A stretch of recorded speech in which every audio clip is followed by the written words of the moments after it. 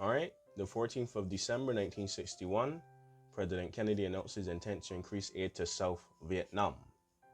Now, in a public exchange of letters with South Vietnamese President Ngoc Dinh Diem, President John F. Kennedy formally announced that the United States will increase aid to South Vietnam, including the expansion of U.S. troop commitment to the region. Kennedy, concerned with the recent advances made by the communist insurgency movement in South Vietnam, wrote, "We shall promptly increase our assistance to your defense efforts." Kennedy's chief military advisor, General Maxwell D. Taylor, and Special Assistant for National Security Affairs, Walt D. Roxwell, had just returned from a fact-finding trip to Saigon and urged the president to increase U.S. economic and military aid and advisory support to Diem. The military support was to include intensive training for local self-defense troops by American military advisors. Additionally, Taylor and Roxwell advocated a significant increase in airplanes, helicopters, and support personnel. In a secret appendix to their report, Taylor and Roxwell recommended the deployment of 8,000 American combat troops, which could be used to support South Vietnamese forces in combat against the insurgents. To overcome Diem's resistance to foreign troops, which he saw as a potential Viet Cong propaganda windfall, Taylor and Roxwell suggested that the forces were to be called a flood control team. Kennedy, who wanted to stop the communists, but also wanted to be cautious about the degree of involvement, accepted most of the recommendations, but did not commit U.S. combat troops to the region. In return for the support, Kennedy requested that Diem liberalize his regime and institute land reforms and other measures to win the support of his people.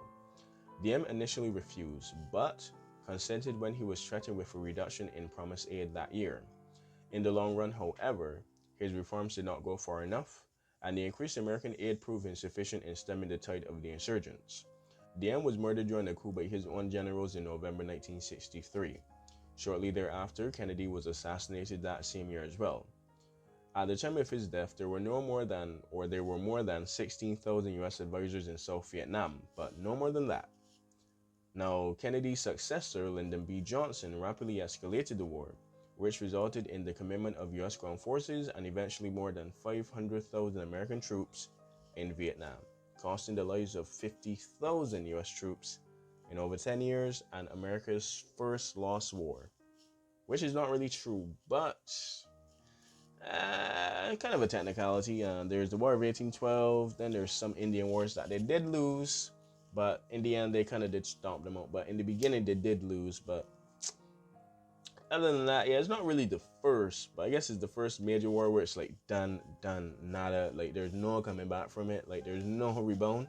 So I guess it makes sense. But other than that, I tell you what, man. See this guy? I'm tired of this coup shit, you know. Every day is a coup, man. South Vietnam ain't stable enough, man. We gotta send U.S. troops down in there ASAP. Last week was Diem. Now it's this guy named Quai Trang.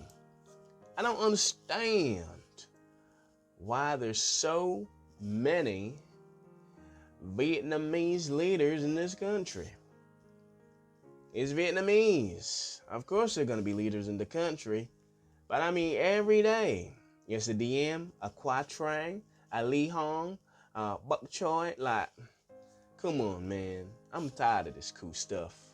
But anyway, Lyndon B. Johnson, on the 14th of December, 1961, Kennedy would open the floodgates, not truly turn on and really get the stuff going, but he turned on the tap that would allow Lyndon B. Johnson to escalate the war in Vietnam and send 500,000 combat troops into South Vietnam. And that would all happen on the 14th of December, 1961.